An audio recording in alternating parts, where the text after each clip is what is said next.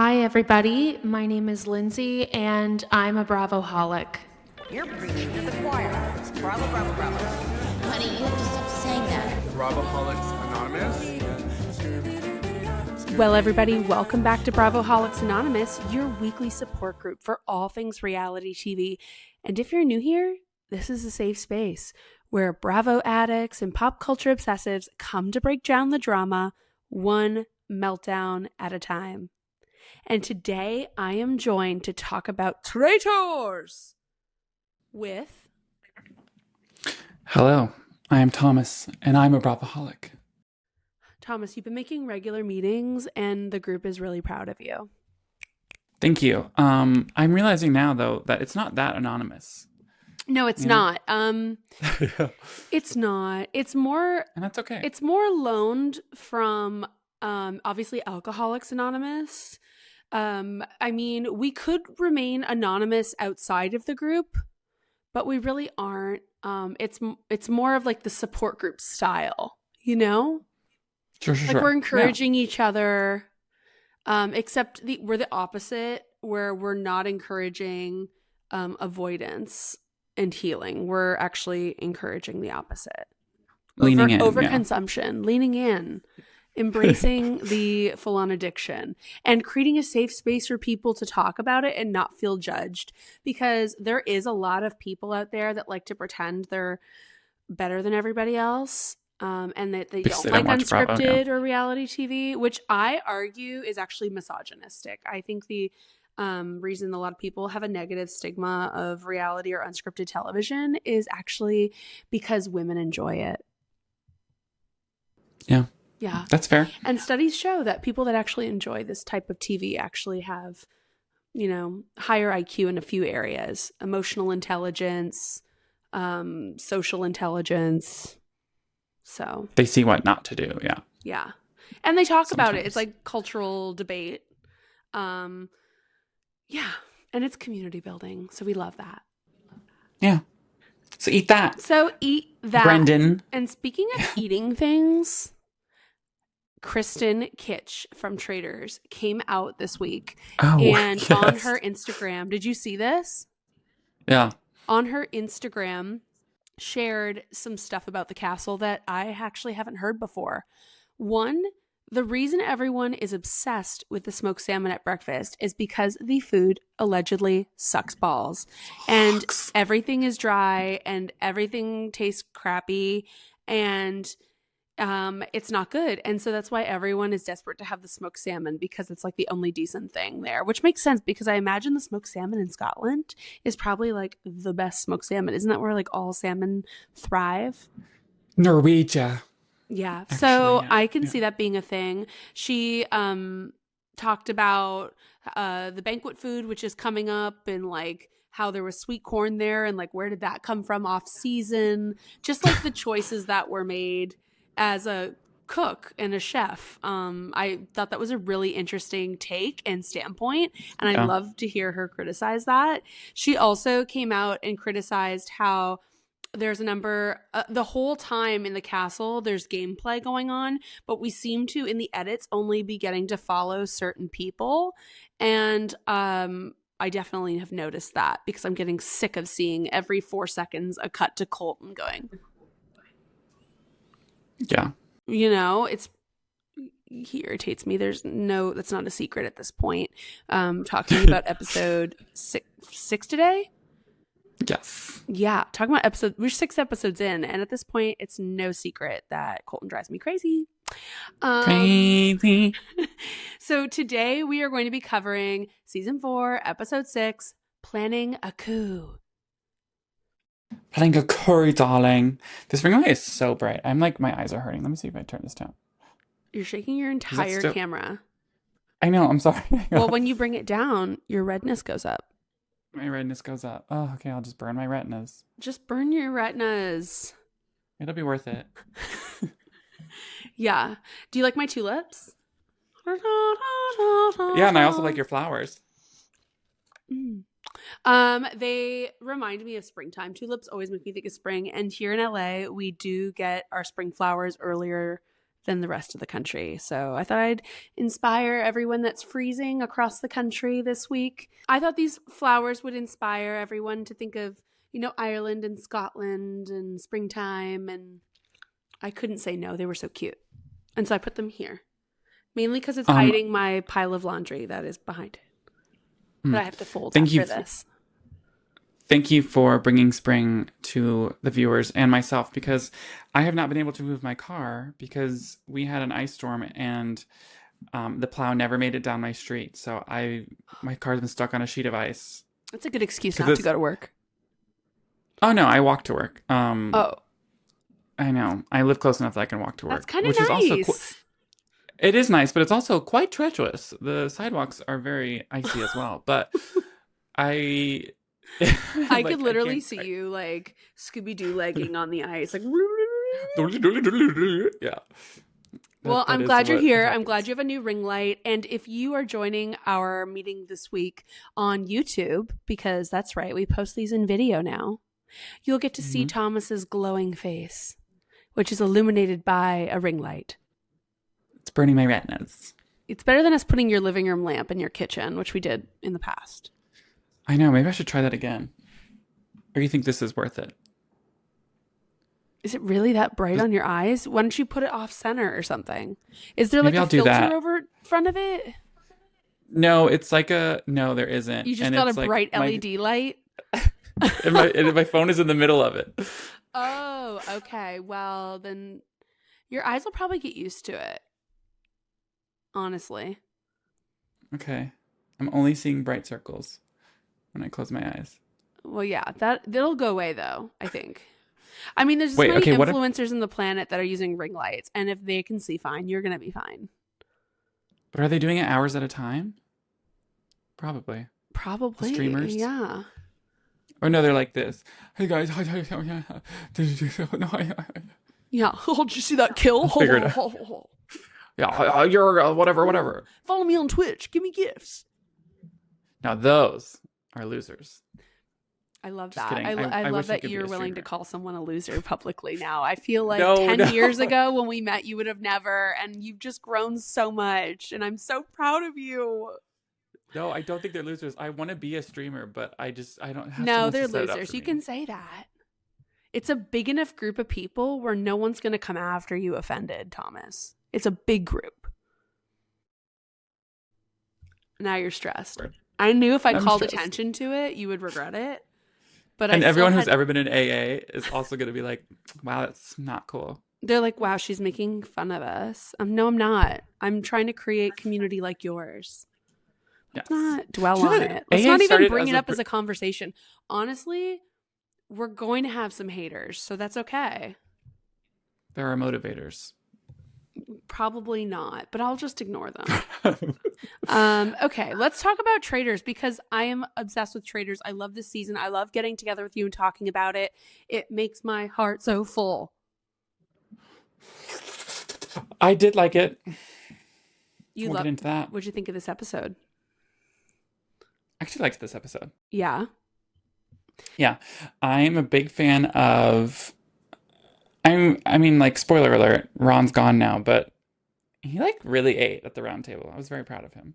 Well, I think he had a good strategy going for a second, and I think Ron is a victim of when you were a kid and you'd go to a new summer camp for a week or something, and you wouldn't really make friends, and you weren't comfortable the first 3 or 4 days you were there, and then there's only 2 days left of camp, and all of a sudden you let your guard down and you actually get to meet people, and then you're having a good time. No, I never went to summer camp, but that sounds nice. But you know what? Can you find something that's a comparison to that?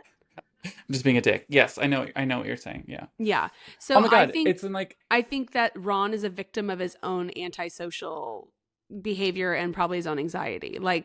I think that he actually probably would have loved playing the game with all of those people, but you can literally see in the edit how he all of a sudden is interacting with people and letting his guard down and complimenting people and getting to know people, even though he said he didn't want to do that. And then all of a sudden he's sitting at the round table saying, can I go around and tell each of you what I'm going to miss about you? Yeah. It is so frustrating because it's like, oh, so you get to just lash out at people and say you don't care about getting to know them because you're insecure. But then when you get to do it and you like it, then you want people to hear you out and like receive your compliment and like whatever. Now that you're leaving. Yeah, exactly. I don't know. I think he could have played nice earlier on and he wouldn't even be going home. If he didn't have to Yeah. sit at the table and go around and compliment everyone, if he could do that at the breakfast table on like day 2 or 3, he would have been fine. You know, he could have came from the first round table and at the breakfast table the next morning and been like, you guys, I'm so sorry. I feel like I haven't made an effort. I have anxiety. I'm an introvert, whatever he wants to say. And then he could have went, but I want to go down the breakfast table now and tell everyone why I like you. Because everyone naturally warmed right up to him. You could see it happen on camera. So if he did that right away, wouldn't have been going home. But I wonder how much of it was like his fumble with Portia and people being like, No. because then what if he's like, is this just going to seem like I'm trying to get back in everyone's favor because they think I'm a traitor? I don't know. Here's the thing. At this point in the game, they're all dogpiling because they don't want to be the one that goes home. A lot of them did not think Ron was a traitor, and they said it. A bunch of people spoke up at the table and said, I don't think you are one. But Yeah. at this point, because he's caused so many fights and they've wasted so much roundtable time debating him, they had to do it. Like, were they going to risk somebody else? No. Mm-hmm. I mean, but if he, day 3, came up to the breakfast table, had a different attitude, made a little, 10% more of an effort with the louder voices at the table, you know? But there are rumors swirling that him and Dorinda did get into a much bigger altercation at one of the roundtables, and it had nothing to do with the show, so it didn't make the episode. So I'm really curious about that. Yeah, I want to see that. I want to hear about that at the reunion. I wonder how, I mean, we know how dark Dorinda can go, but I wonder how dark Ron went, you know, for people still to vote him out before Dorinda. Or not to have footage of anyone saying anything bad about Dorinda. I forgot she's there. I feel like she hasn't done much. Yeah, I think she just wants to be there. But she's supposed to stay. I think she just wants to wear the outfits and be in the castle and be on the cast. I don't think she even cares about finding traitors. But I will say, like, this is another reason that I don't think the show is perfect, because Dolores won last season having never voted for the correct person. Like, if Dorinda makes it all the way to the end and like wins as a faithful, I'm gonna be like, okay, well, she didn't do anything. They just honestly liked her. I feel like you need votes, and if a certain group of faithful gets to the end and, like, let's say Thomas, you floated the whole time, but you're my +1, and I know you're not going to vote me out in the end. I'm going to take you to make sure that I'm not standing over the fire pit at the finale and I have 2 votes against me versus a vote in my favor. You know what I'm saying? I don't think I would float though. I would do something. Sure. I know what you're saying. You know what I'm saying though? Like, you catch what I'm picking up? I feel like my mic is covering half my face. Mine's not even in frame. How's yours not in frame? Where is it? It's on my table. Oh, and you're just tall. Yeah. Okay. It's Sorry. because I'm not tall. That's the problem. Well, no, your table must be higher up. My table's lower and my camera's higher. Oh, so yeah. I'm on a bar top in my living room. I'm on like a with my like chic a very sign small behind me. card. Super chic. All I have is my Obama quote that my mom got me. What's it say? It says, "Change will not come if we wait for some other person or some other time. We are the ones we've been waiting for." That's a great prompt to now make a public statement that ICE out. We don't support ICE. Yeah. We don't support the Trump administration. And if that wasn't clear in any of our past episodes, where we often go off on political tangents and then remind ourselves it's not a politics podcast, we want to be clear and say it now. Crystal. Okay. Crystal clear. Yeah. Like Windex the window. Clear. Not supported by Windex. Okay. Yeah. So, fuck Procter and Gamble too, or Unilever. That shit's still doing animal testing, by the way. Ew. I stopped using CeraVe, thanks to you. I'm so proud of you. What are you using? It's really annoying because my face Butter. really Butter. You're butter. washing with butter, aren't you? No, Could you imagine? I'm washing with. It's a La Roche-Posay cleanser. Is that all? Do they also animal test? No, it's a French brand and it's really good. Okay, good. And then my new moisturizer is I hate it because I've tried so many ones and my face doesn't hate it. It's the Kiehl's one. Okay. It's just really expensive. I'm sure we'll find a problem with them in a month or two, but Right. for now it's good. Yep. Well, back to traitors. I think we should kick it off with fashion. I love talking about fashion on Traitors. Me too, but what? I have to say, like, this breakfast, no one was serving. You're except Natalie. disgusting. Did you not see Mora's monochromatic in my favorite color? Look at my wall. She literally showed up in green. And today I dress in green in solidarity of Mora's monochromatic, hopefully pleather, 3-piece blouse tie mini skirt outfit. It was Hang on, let me look it up. stunning. Oh my God, you're sick for not even remembering it. I don't know, it just wasn't giving. Don't you think I would look incredible in that outfit? Yeah, you would. So But it's amazing. okay. Sorry, Now but I'm she's seeing the like lens she's with which batting you judge 100 fashion. at the breakfast table. Yeah. Who's not though? You know who's not? Johnny Weir. Don't tell him I said. I know. He looks like grandma today. He's wearing a cloche hat with like pearl beads and like a blouse, and it was just too grandma. It's just Grandmama. It's like, yeah, when he's like a really old queen, he's probably still going to be wearing that. Like I could see like an 80-year-old queen wearing that, not Johnny Weir in his prime. I have to look up how old he is. I know I've been obsessing about people's ages. Why are you doing that? Are you talking to your therapist about that? Yeah. You clearly don't live in LA anymore because you just give up on people's ages in LA. Okay. Oh, he was married. Wow. Oh, I love that. I think, does his partner sew for him or something? That'd be helpful. They were only married for 4 years. Oh. So he's single. And yeah, well, I don't know about that, but Wikipedia says he was married from 2011 to 2015. There's hope for me. That's great. Yeah, lavender marriage shit up. Yeah, I mean, I love lavender. I think the only person that was giving it for I love lavender. Smell the tulip. Yeah, lavender tulip. The only person I thought was giving was Natalie. Everyone else just wasn't giving, but I did like Are you that they kidding made fun me? of Steve. No. Natalie has been wearing these wrestling suits with a leather coat. And now I have to look up what she was wearing. Oh my God. I'm sorry. It's the black super suit and it's so ugly. Where's my super suit? I really think that Natalie is actually like, you know how I talked about how people are coming onto the show for different reasons. They're all trying to get on different things. Like Natalie was on the challenge. I think she should be back on the challenge. I think Natalie really wants to be like a WWE diva. That'd be great. Seeing this black like wrestling suit that she's wearing. It's not even active wear. I don't know. I feel bad. And there's also a movement online of people that support Natalie and really want Natalie to win because she evidently needs a stylist. And they think that she should win to get a stylist. And I'm not arguing with it. I think that's like a kind of a valid point. She's not. I don't want to be rude, but is she famous enough to have a stylist? I mean, anyone can have a stylist.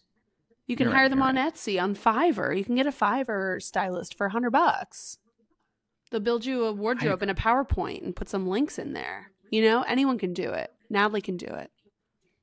True. Okay. But I did think it was funny that they made fun of Steven. They were like, "Oh, sorry, Steven, your sweater's nice too." I was like, "Stop! Don't come for my man. He looks great. Don't tease my husband, Steven." Yeah. Thomas, do you think anyone took a shield? Do you think anyone was murdered this morning when you were sitting and watching it? Oh, no. No. I was really on the fence because they did make Colton look a little devious. But also Dorinda and Natalie were definitely on the same page about taking a shield.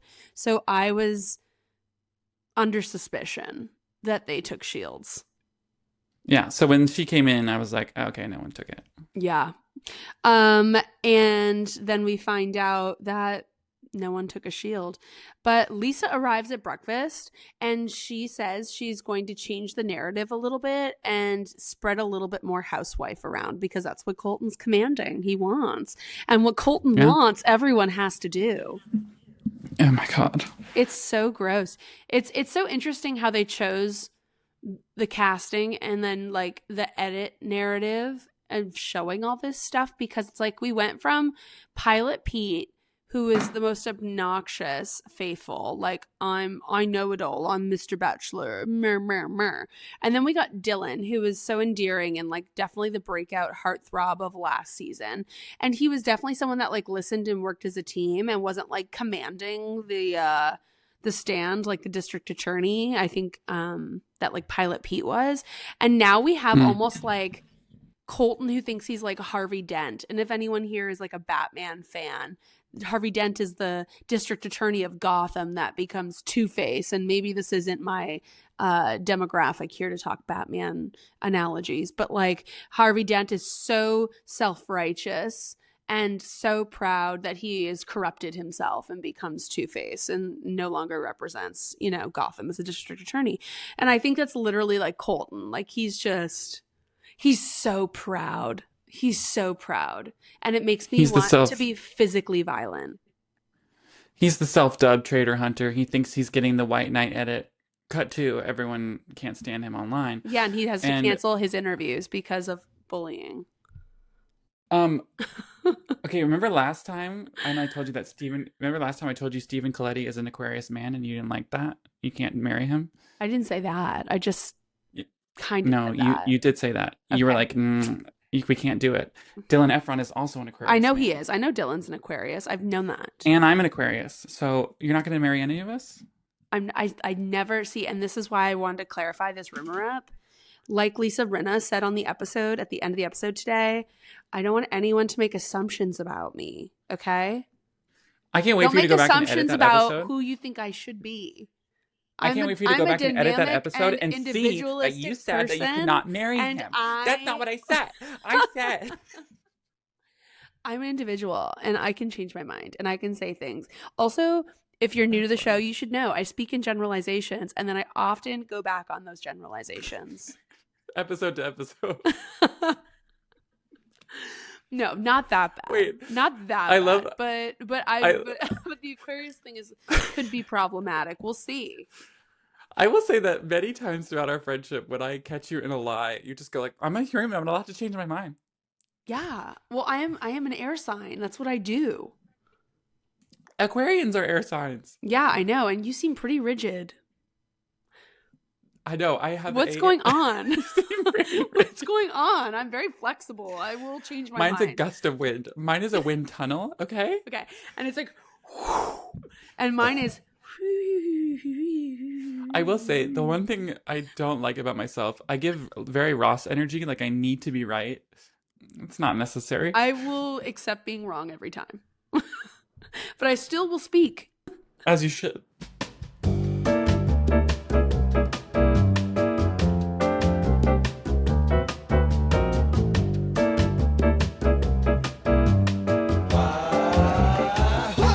Well, so Lisa's coming in and she's like, "You want a housewife? I'll give you a housewife." And we literally see it like at the table. Colton comes in and immediately she's like, "Well, you know, hey, nah," like they're giving it to each other. Yeah.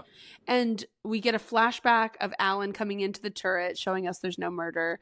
So everyone's at the table and Colton starts talking to Dorinda about Lisa.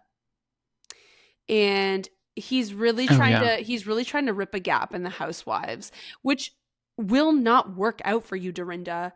Whenever Colton asks you something, he's just looking to weaponize whatever you respond with. He just wants you to fall in line. He's either trying to build his agenda or build a case against you. That's all Colton's doing. He's not actually a team player, which is ironic because he comes from such a team sport. But again, he like never really played. Oh, that's worth highlighting. Sorry, Definitely worth highlighting. He rode the bench, so he doesn't actually know how to play. Makes sense. But I'm sure he played in high school or something, you know? Yeah, you're right. Yeah, you're right. He still got the CTE, you know. Well, breakfast seems pretty boring. But I'll tell you something. There's something from Big Brother I would take into the game if I was Lisa today. And that is that Colton wouldn't be able to piss alone. I would be like a fly on shit. I would be at his hip the entire time. Colton's not allowed to have private conversations. Colton's not going anywhere without me there. That's a Big Brother move and tactic to suppress people from talking shit about you. And if I was Lisa, I would be doing that today. And then I would have to rely on my That's allies great. to help build alternative cases and work against him, because Colton relies on having private conversations with people and steamrolling them with who he's taking a big swing with. And if I was Lisa, I would be worried because the night before he was already starting to talk to people, you know? Yeah. Well, after breakfast, we see Rob and Ron sitting and playing chess. And this is like what I was talking about earlier, how now we're getting signs of, or scenes of Ron like getting to know people. And him and Rob are playing chess, and they are both agreeing that Ron is probably going home tonight. And then Rob is like playing with him a bit and asks him if anyone said his name. I guess he feels comfortable enough to ask him that. And Ron's like, no, I actually think you're a great representation of the South. And then I saw what the editors were doing. They put him in a flannel shirt today. They paraded him around Dorinda and let Dorinda hug his arm. And they had Ron say that Rob is a great like representation of what the South is. Do you get what they're doing? I did put this up. No, I don't. They're trying to make us all be like, oh, Rob. Wait, Rob or Ron? Rob. Ron yeah, complimented him and said he was a great representation of the South, which also felt, I don't know, it was a weird moment on TV. Well, yeah, what does that mean? Yeah, I don't know. what that Hearing means. it from like a black man to a white man felt weird. Hearing Rob fish information out of Ron after that felt weird. Yeah, and then this whole rest of the time, Rob was like, "Well, yeah, I've talked very publicly about how I don't think Ron is a traitor, so I couldn't vote for him." Yes, you could. Yeah, And also, what? like, why? And also, why were you so publicly speaking about how you don't think he's a traitor? That's not cute because he's getting the heat anyway. So stay on that instead of voting for Lisa. You piece of shit. I don't like him anymore. Wow. Okay. And I'm sorry. Once again, the flannel shirt, it's not good enough for the castle. You need to step it up. Steven can wear nice cashmere sweaters that look really comfy that I could snuggle him in. But if you're going to wear overalls, no shirt, that was already my strike too. And now you're going to wear a flannel? Just a flannel? I know. I feel like we're hypocrites saying Steven can do it and Rob can't do it. But Steven didn't wear old, dirty overalls with no shirt. With no shirt. But that is a signature thing of his. He's trying to make that his brand, which... Well, it's ugly. Which is going to be tarnished if he targets the other traitors, because this entire season, we've been rooting for them. Like, this is the first season ever where I'm talking to people out in the wild, and they're like, I am actually excited for the traitors. And I'm like, me too. Yeah. It's the first season we're not rooting for the faithfuls. So he better keep us liking him. I'm like, or he's going to have to muff dive Mora on camera for us to like him. Oh, love that. Muff dive. Okay. Right? Don't you think? Yeah, I'd watch. Yeah. Yeah. I mean, that would redeem him. Okay. So Tara, Kristen, Steven, Candace, Rob, Mark, Mora, and Johnny are all in the library. And they're saying how they have 8 votes and they can swing a vote any way they want. And I thought that was a really, really good observation. I said, bravo, you guys. This is a strategy that usually Big Brother implements sometimes to a fault day one. They'll do like 16 people alliances. It's crazy. 8 people, I'll tell you, is still very hard to manage. But at this point in the game, anyone who goes against your alliance, who you agree to vote for, it could be your next target the next week, which still keeps you all safe. So that was actually a hell no moment for me, because I'm happy to see like those people in the background finally getting together and like making some moves. But if there's 8 of you, you have to realize that at least one of those people has to be a traitor. Well, Rob And wouldn't have been included. Rob wouldn't have been included if Mora didn't drag him in. Right. But I mean, like, to have an 8-person alliance in a game where there's like 15, 14 people left. I don't know how many there are, but like, you have to realize that one of you is a traitor. You can't. I was kind of like, guys, I don't like, think they're you going to go can't all the way. I don't even know if that was the intention, but at least for 1 or 2 days to vote as a collective would be really probably relief for them.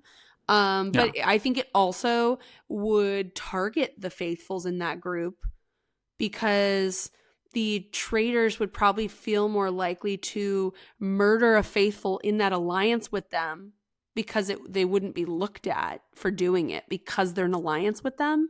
So it does paint a little bit of a target on their back, but it does keep them safe at the round table. And this group of people seems relatively non-confrontational. I think Candace is, I would consider confrontational. I think Mora is no problem being confrontational. And I think actually on the like ledge of confrontational, I think they can all hold their own, but they're not naturally leaning into finding it and stirring it up. So I can see why why this is appealing to the group. And while they already are scared of a traitor murdering them at night, they probably don't see the weight of if they had a traitor in that group, you know, how it could be. But statistically, you're right. It's statistically accurate that there one is a traitor or more. Yeah. Colton is sitting down with Natalie, and he's still talking about Lisa. He's not, he is a dog with a bone and is never going to let that one go. And he goes to Natalie, he's like, see who sticks up for Lisa. Clock that. And they're like, because Natalie's on Colton's team now, which I told you last episode I was very worried about happening. And now she's in the ugly black wrestling suit. She literally looks like the villain in a wrestling match. And now she's teamed up with the villain. She's a heel. Natalie's officially a heel.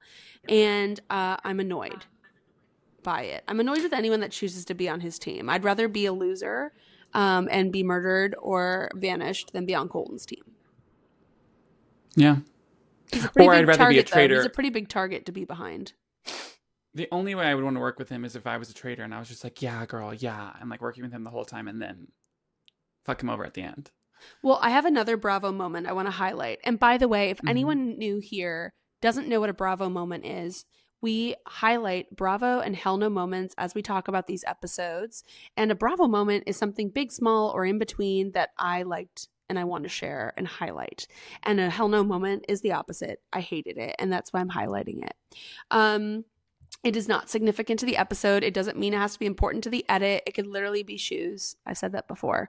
And one of my favorite things that kicked off the episode too was Johnny Weir going, "You can't trust anyone but Tara Lipinski." And then it cuts to Tara. She's like, Nice. I thought it was so great. I love them.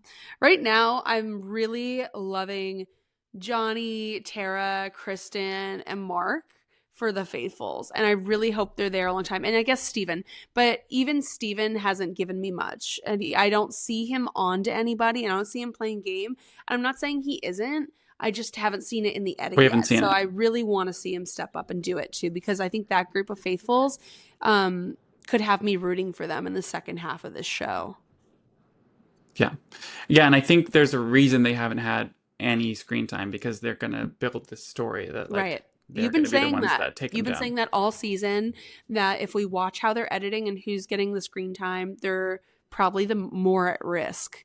And I kind of agree. I just really could use a little bit of a mix with the episodes, because again, I'm tired of seeing Colton just walk around and say Lisa's name to everybody. I think that's so boring. Yeah. All right. Want to talk about the competition a little bit? Yes. All right.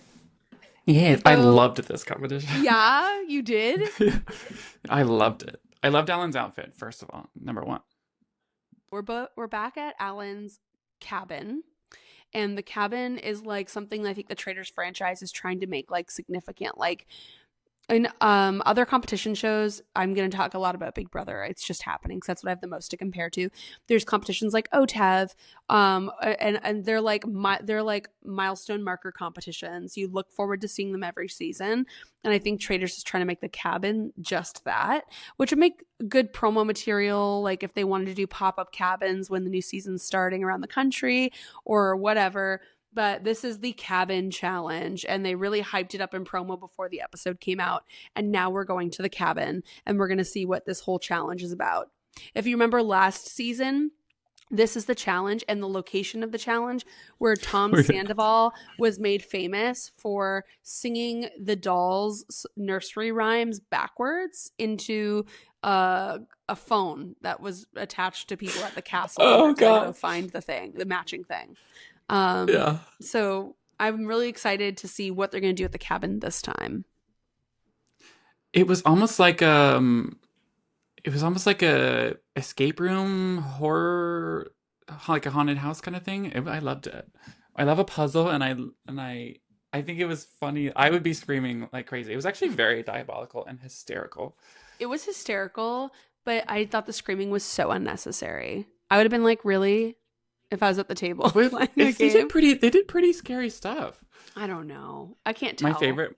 They edited it so tight. It was such a tight competition edit together. They should just double the episodes. They should just double the number of episodes because I feel like they're just cramming so much. Oh. Well. Wait, you're saying there should be 24 episodes? Yeah. Oh my God. Hour long? Yeah. Oh, if you're telling me, if Kristen's telling me that there's all this gameplay going on and we're not seeing it, and then they're rushing these competition edits because they want to get to the round table and the accusations, just, you're going to have the advertising money, Peacock. Just do it. That's true. One of my Bravo moments was when the maggots fell out of, I think, like some drawer, and Johnny Weir has his like face, like whatever shirt he's wearing, like covered all the way up to his face, and he's like, oh, that is disgusting. That was so funny. I love that every competition there's like they cut to him doing something that is so funny. He just can't handle these things. He doesn't like water. He doesn't like maggots. What does he like? I mean, that's very fair. I mean, the maggots I can understand. The water, yeah, you should maybe figure out how to swim. Whatever. I mean, if I was an ice skater, I'd be afraid of falling through ice. But maybe he's only. Oh my God, yes. Maybe he only likes his water frozen. Yeah. Tara made that joke a couple episodes ago. Oh. Anyway, the cabin challenge. They're looking for names in the cabin, and then in pairs, they're going to be running outside the shack and looking for the grave outside. They'll stand in front of it, and hopefully a zombie hand will protrude and hand them a bag of gold. And there is a grave marked with shields, so that is a tempting bait, and the rest of the house won't see if you go for it. And I thought it was interesting that right off the bat, they got the first one wrong, right? So the second group goes out and there's no gold in their wheelbarrow. I would have been like, wait, did you bitches take the shields? Right. Like, I would have accused them. To be fair, though, they said, like, wait, it's the last name is Black. Like, on the way out, they were like, wait, we were wrong. Oh, I understand why they got it wrong. And they were screaming when they were going out the door, so they couldn't hear them calling after them, which is another reason why you shouldn't be fucking screaming like that. It's ridiculous. You're on a TV show. They're not going to do anything to you. I will say, it was kind of fierce how Natalie was like, okay, if anyone gets a shield, we're going to banish them. I love that. Oh my God, I love She's that. so intense. The Survivor players are so insane with this stuff. Like, I don't understand paranoid. If it's like a PTSD. It has to be a PTSD. It has to because between her and Jam Jam, this entire 6 episodes, they're making me sick. Shields. They're making me sick about the shields, okay? I honestly would just kick all the Survivor people off just so I don't have to hear them stressing about shields. Shield me from that. You know? Yeah. Well, I love that there's like a big Ouija board on the table and there's blood falling from the walls. And Candace and Tara didn't get any money. But there was a riddle. Okay, there was a riddle. I'm going to read it to you and you tell me, do you remember the answer or can you figure out the answer? Because this is the type of problem that would completely fuck me over in any competition. Because it takes me I like love a riddle. 30 minutes to figure this word problem out. And Daphne. they had 30 seconds. I know. It's not for me. Daphne Mhm. is 3 years older than Dorothy. Dorothy will be half as old as Deirdre when Daphne is as old as Deirdre is now. Uh-huh. So what's the question? Who's the Who's youngest? the oldest? Who's the youngest? Okay, one more time. Sorry. It's okay. Daphne is 3 years older than Dorothy. Dorothy will be half as old as Deirdre when Daphne is as old as Deirdre is now. Dorothy. Because Dorothy's younger than Daphne, and then they said that Dorothy would be half of Deirdre's age when Daphne's as old as Deirdre. So Daphne's not as old as Deirdre, and Dorothy's going to be half of Deirdre's age, and Dorothy's younger than Daphne, so it's Dorothy. Yeah, see, I love riddles. See, they played that one, and I paused it, and I even wrote it out, and then I sat there, and I think I did end up guessing Dorothy, but it was because I got so tired of reading the word problem. I just used the first sentence to pick an answer. And the first sentence was Daphne is 3 years older than Dorothy. So I was like, okay, great. So that's already like a 2/3 chance it's Dorothy. I'm just going to take that one. And that's how that's how I survived school. It was horrible. I'm pretty sure they didn't get it either. They guessed as well. But they got it right. But they got it right. I used to do my parents bought us these brain puzzle books to do in car rides. So I had the exact same ones. We compared them when we lived together. We did? Yes, you had them in your room, and I was like, I used to have these, but I wasn't good at them. And when I'm not good at something, I just eventually give up. I just don't keep trying. I just go, yeah, it's not for me. Not for me. See, I accept it. I'm like, no, I guess it's just not for me. That's beautiful. I am a completionist with a people pleasing, with a people pleaser rising, completionist moon. Yeah, that's the Aquarian in you, mm-hmm. And probably the sister bullying trauma a little bit. Yeah. Well, on the car ride home from the challenge, great. They make money, whatever. Boring.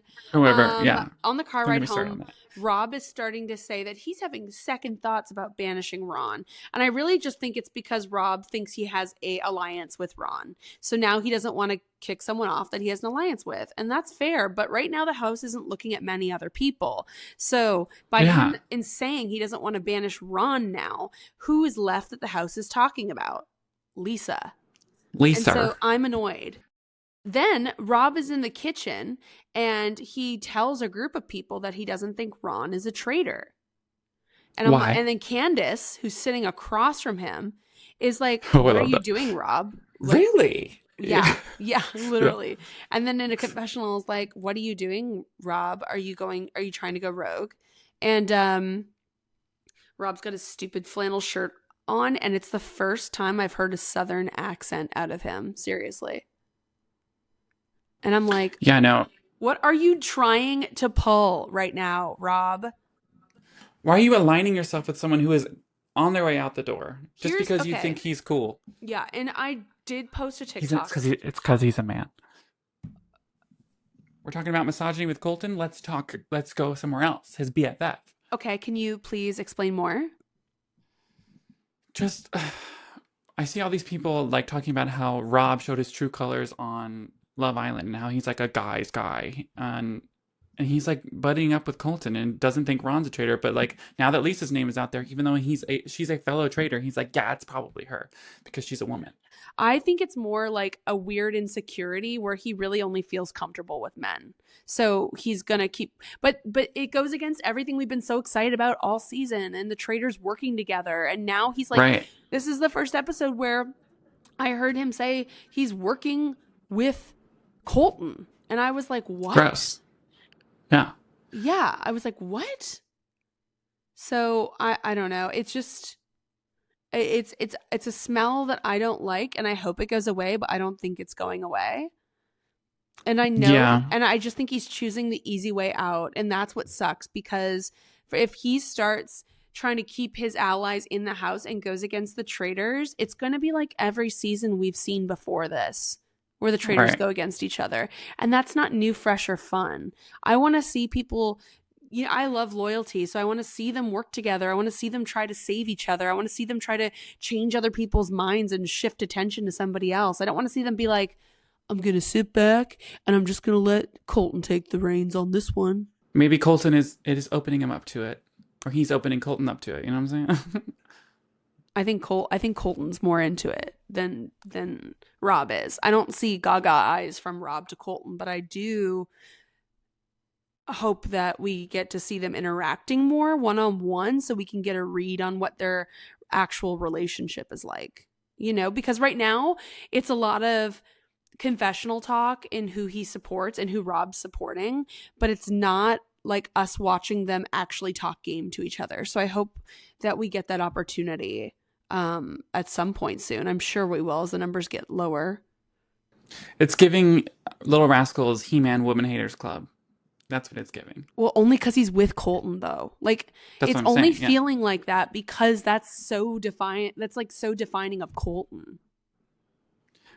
So, like, yeah. So if he's agreeing and aligning with him, it does feel like he's complicit to the way Colton behaves and the way he talks to people. Mm-hmm. Interesting. Okay, we dissected that a little bit. Now it makes more sense to me. You heard it here first. Rob Roush is bi. At least. Breaking news. Oh, honey, handling a snake? Oh, I think he's handled a snake or few. And you know what I mean? You know what I mean? And he likes yeah. running around with his guys in the swamp, and like it just seems like he really only wants bro time.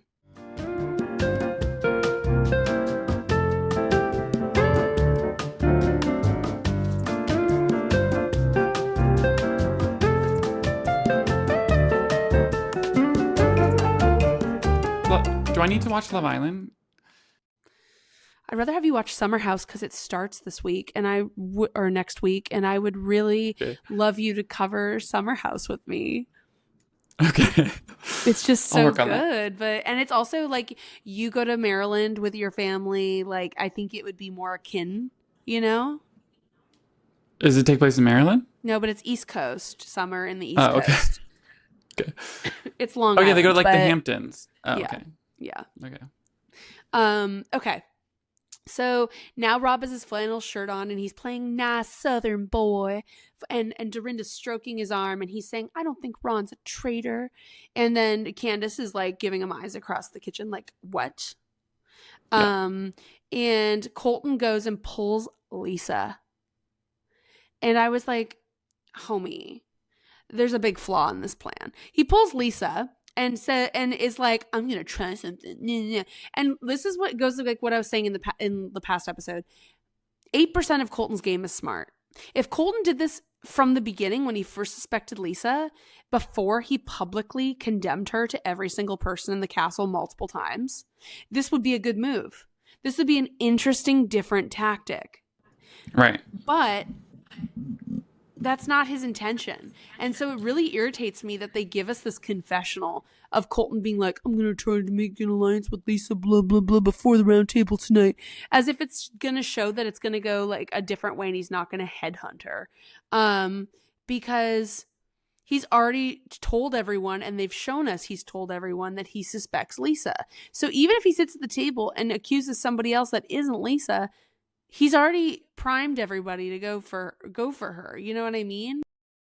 So he sits down with her and he like looks her in the eyes and he calls her a traitor, and she's like, I'm a faithful. What evidence do you have?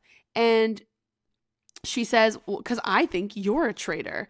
And then he gives this like big bully energy. Like he feels like the mean girl that we all went to high school with, where it's like, really, Thomas? Is that what you think? Are you gonna cry now, Thomas?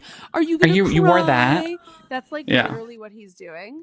And I would have a really hard time sitting on the same fucking sofa as him, having him look at me like this and talk to me like this. I'd probably get kicked off the show for like poking his eyes out and making him go blind Clapping or something.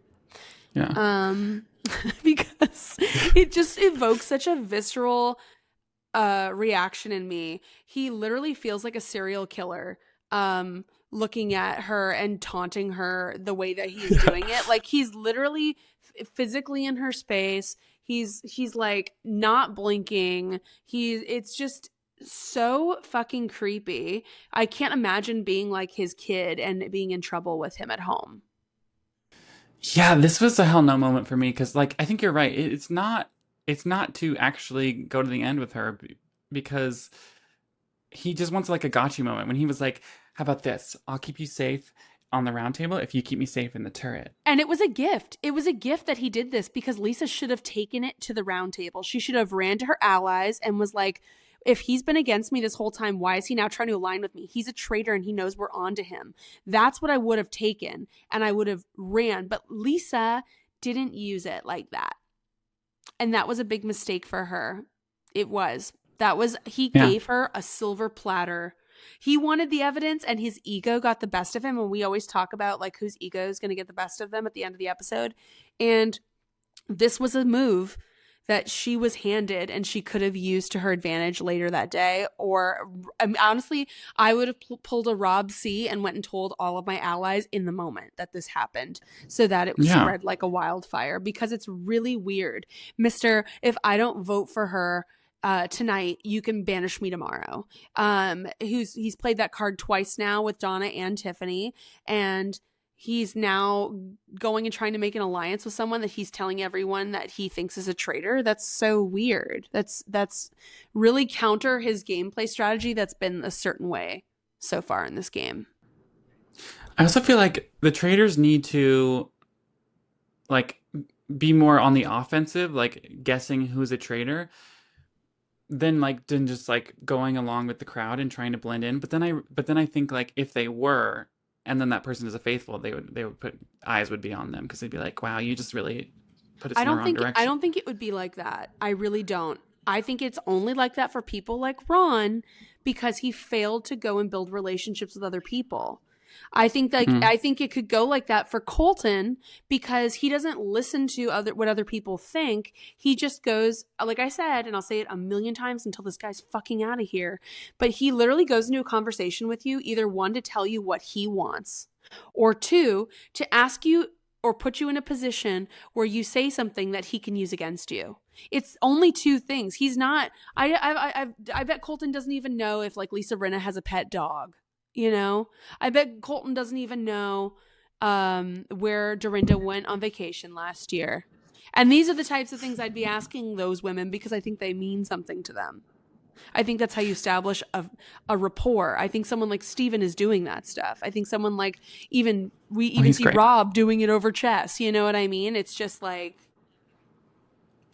Okay, can you explain this to me one more time? Because I also, the strategy of like, let's go to the end together doesn't make any sense to me because like one of you is going to get the money and one of you isn't.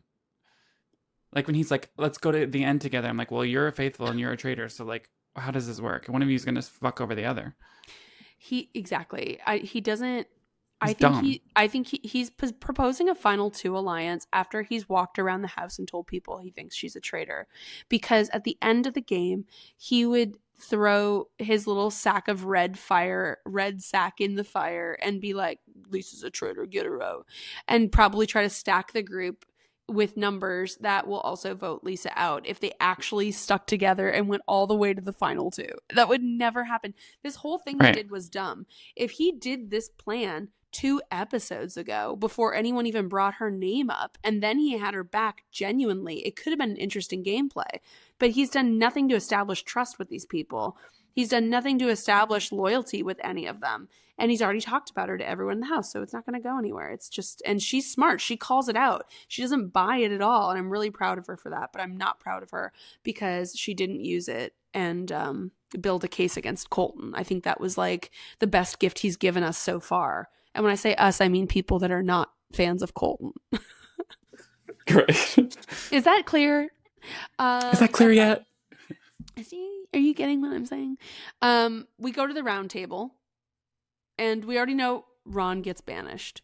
But Ron does something I think is really interesting. Everyone's talking about Ron, blah, blah, blah. Jam chimes in and goes back to Colton. You know, Ron goes back to Colton. They're all whatever. Tara interrupts Ron. Ron says okay. So at the round table, Rob speaks up and says he doesn't think Ron's a traitor, and Natalie agrees. Natalie is clearly aligned with Colton and Rob now, because every time they've spoken, she's like, I agree. And maybe it's because they do lat pull downs together. I don't know, but I'm not into Natalie's heel era, and now I want Natalie gone. So that's a lot. I've come quite a ways from episode 1 when I was like very pro Natalie, even episode 3 when I wanted her to be my cage hero. Now I'm very anti Natalie, so let that be known. And they're all debating Ron, and Rob is like, I don't think Ron's a traitor, because now he knows that like Ron would be a number for him. And Colton chimes in and goes, I don't know much about housewives, but what I do know one thing. You never go against a housewife. And Lisa, I think you're a traitor. And then the score's like, do-do-do. And I'm like, damn it. Yeah. And I'm like, this is just such a waste. Ugh. Rob pretending that he's all sweet and doesn't know how to vote. And like the edit's like, oh, what is he going to do? What is he going to do? That was a hell no for me. Like, waiting so long and him having to be like, please write down your vote, Rob, is not cute, because that makes me think, why are you debating it so much? That makes him look. That makes me think so he's suspicious. guilty. He's not smart. No, he makes you look so suspicious. Like, why are you so torn up about this? I would have immediately noticed that. I'd be like, why are you taking forever? I would have said something in that moment. I would have been like, why are you taking so long? Do you have feelings about this because you're a traitor, sir? Why are you having such a hard time about this? Yeah, you've been pretty vocal about who you don't think is a traitor. Weren't you just sucking Colton's dick like an hour ago? Yeah. And you said vocally at this table that you don't think Ron's a traitor, so what's taking so long? It was really suspicious. And I can only imagine in real time how long he was taking. Right. I think people definitely picked up on it, and they're just controlling the edit to make it look like no one suspects him. But I think there's no way Johnny Weir didn't notice that, or Kristen didn't notice that. There's no way. And I feel like, I really, my Bravo moment for me was Ron at this round table. Like, he just had an answer for everything that was like, I thought very like logical. And I was like, ooh, okay. Like when he talked about how like, why are we holding me accountable but not Colton and Eric for being so wrong about Tiffany? Eric literally was like, I knew that was Tiffany's lap, and then she went home. So I think he did a good job. I think it was a little too late. But I loved when he was like saying goodbye to everyone basically, and then Natalie and Tara were like, oh shit, I don't think he's a traitor. Yeah. And I love that Tara spoke up.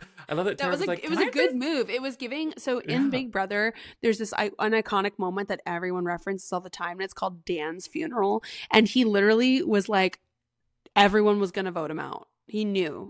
They literally told him, like, you're going to go. And so he called a house meeting and had a funeral where he said goodbye to everyone. And people were crying, and they decided not to kick him out. And he went like all the way. What? So didn't he win? Yeah. It like was a huge turning point in that show. And so that's the kind of stuff I want to see. Like, instead of, Rob teaming up with the boys, I want to root for the traitors. I want something new this season. Like, imagine if they were working together and came up with something like that. Ron kind of gave us a version of that at this round table, but it was too little too late. Like, he should have did this 2 episodes ago. It just would have been way more effective. But at this point, half the table wasn't ready to turn on the other person they were all saying, which was Lisa. So they had to vote Ron out anyway. Well, we saw that half of them did turn. Like, it was a close vote. 1 vote difference. Yeah. And that vote was Rob's. Yeah.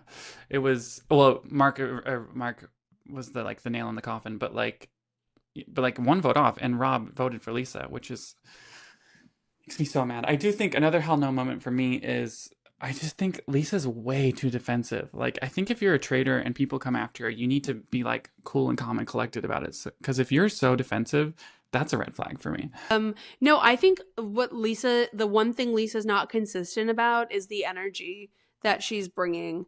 in just walking around the castle and stuff. I feel like she's giving a little bit of Donna where she's like tiptoeing and being too cautious, and she needs to just like take a rice grain more of confidence walking into rooms, starting conversations about stuff. Act like these people are working with you, you know? Right. Even if they're not working with you, if you show up a couple days in a row and act like it and say a name to them, they'll eventually rope you in. Like it does work like that. So anyway, Thomas, if you were at the table and you were Rob, how would you have voted? Is it me being an idiot like him, or is it me being you're me? Thomas, but you're in Rob's body. But I'm in How would Rob's you vote? position. Okay. I'd probably vote for Ron. I'd be like, listen, I love you, buddy, but I just don't see this going any other way. We've been talking about it for weeks. Sorry. Yeah, same. That's literally all he could have said. Even and in the Ron thing, would have been Ron like, said that they I should get vote it. him out. So Yeah, he was saying goodbye to everyone. It's like, okay, cool. So that's what we're doing. great. Me too. But instead, he shoots himself in the foot and puts Lisa's name down. And now I'm going to burn every pair of overalls that I have. I put mine away after we filmed. Like goodbye they were still out, overalls. and I was like, ugh, I don't even like these Never, anymore. you won't be relevant ever again. Well, Ron is banished. I need them to stop showing Colton's crazy eyes on the screen. And Alan announces that there's going to be a great banquet. And Rob goes and hides and plays pool. And he better go hide because now Candace and Lisa are really pissed. And they find him at the bar. And, you know, Lisa's talking to the women and to Natalie about their expectations. And I thought this was a really great thing for her to do. She's like, don't assume anyone is like anything. And then Colton comes in and Lisa's like, great, Colton, this is something I want to make clear. I'm more than just a housewife. And like, it's clear Colton doesn't know who she is at all. Right.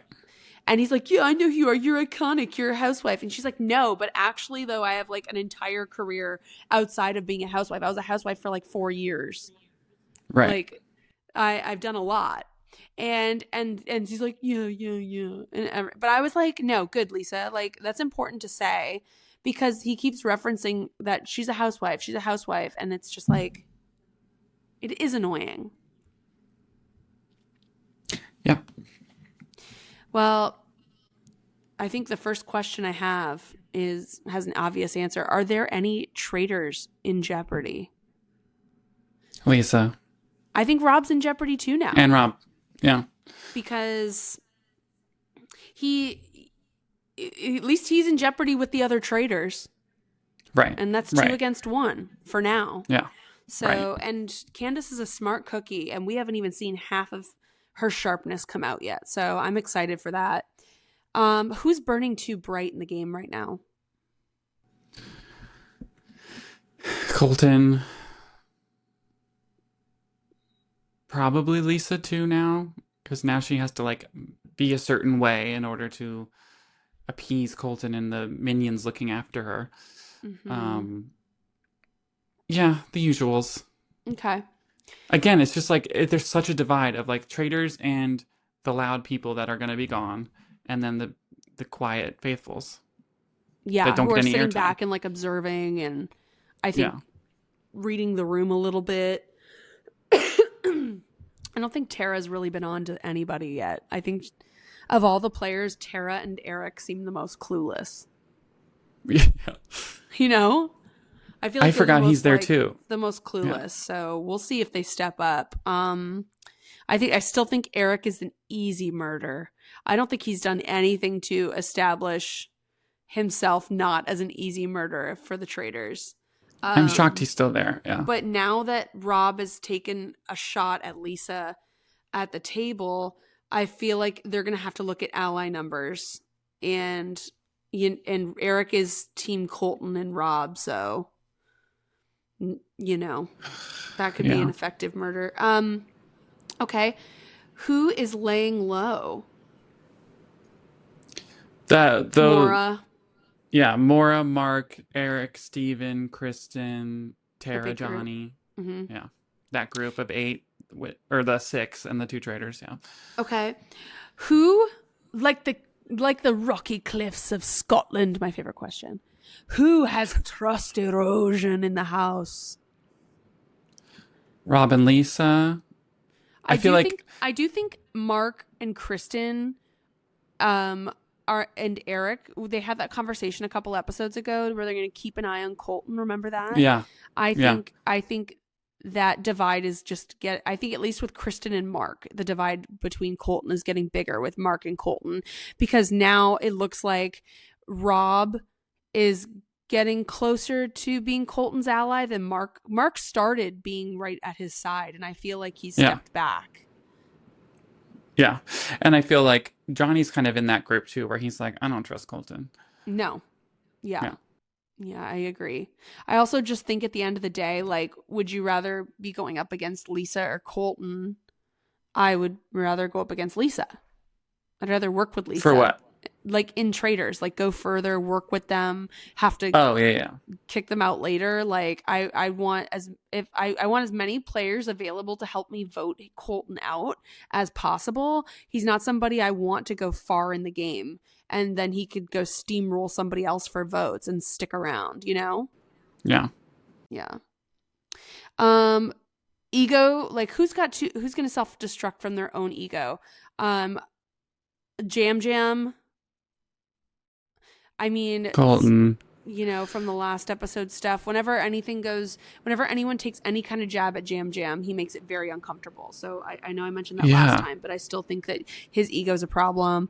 I think, Colton's got an ego that's a problem. I think Rob has an ego that he's starting to show. When he decided he wanted to flip the vote for Ron last second, he felt a little too confident speaking so boldly and trying to do that. I think that's a problem. Maybe Lisa's ego's getting in the way because she's not stepping outside herself and getting messier to defend herself. Also, every other sentence out of her mouth is, I'm Lisa fucking Rinna. It's like, okay, well, I know, and it's like, don't say I don't know and I'm Lisa Rinna. Like, just make some shit up. Go on the attack for a minute, you know? Stop being... No more defense. Let's go offense. Yeah. Well, I'm excited to see this banquet because the promo at the end of this episode and their fantastic outfits is just so exciting. And the next episode is the episode that Alan has been going around and saying is his favorite episode maybe ever. And that the twists and turns of episode 7 of Traitors this season is like the best thing ever. So I'm excited. Chef's kiss. Yeah. Great. Well, I'm excited for next week's episode. And I'm excited that we finally made it over the hump of the collection of episode dumps that we got. And now we're just going to be doing one a week. It's going to be way easier for us to cover. My goodness. You are an editing machine over there. Ugh, it's horribly hard. But I do it for the love of the game, you know? Yeah. That's beautiful. And if you're a Bravoholic and you're excited about Summer House, Southern Charm, all that good stuff, Real Housewives of Beverly Hills, we're going to be talking about it in the next couple weeks. So definitely keep an eye out for those episodes. If you aren't watching us on YouTube yet, check us out on YouTube because you could see our beautiful faces. And that's an option for you. So check it out there. All right. Well, Bravoholics, that's our meeting for today. If you have a Bravo moment or a Hell No moment, or if you clock someone that has straight up demonic behavior, make sure you come talk to us about it on Instagram at the Bravoholics Anonymous, or follow us on TikTok at bravoholics.anonymous for clips, hot takes, and all the chaos. And if you're loving this show, don't forget to follow, rate, and subscribe to Bravoholics Anonymous wherever you listen to podcasts. It helps the podcasts more than Rob helps Colton undoing his pants. In the words of Colton, bye. Ew, that was Thanks, Rob. Stop. Stop that. I'll protect you at the round table if you protect me at the tournament. That's the scariest smile I've ever seen. As always, guys, keep your champagne cold and your taglines iconic. We'll see you next time. Stop it. That's so scary. I could be in that Smile movie.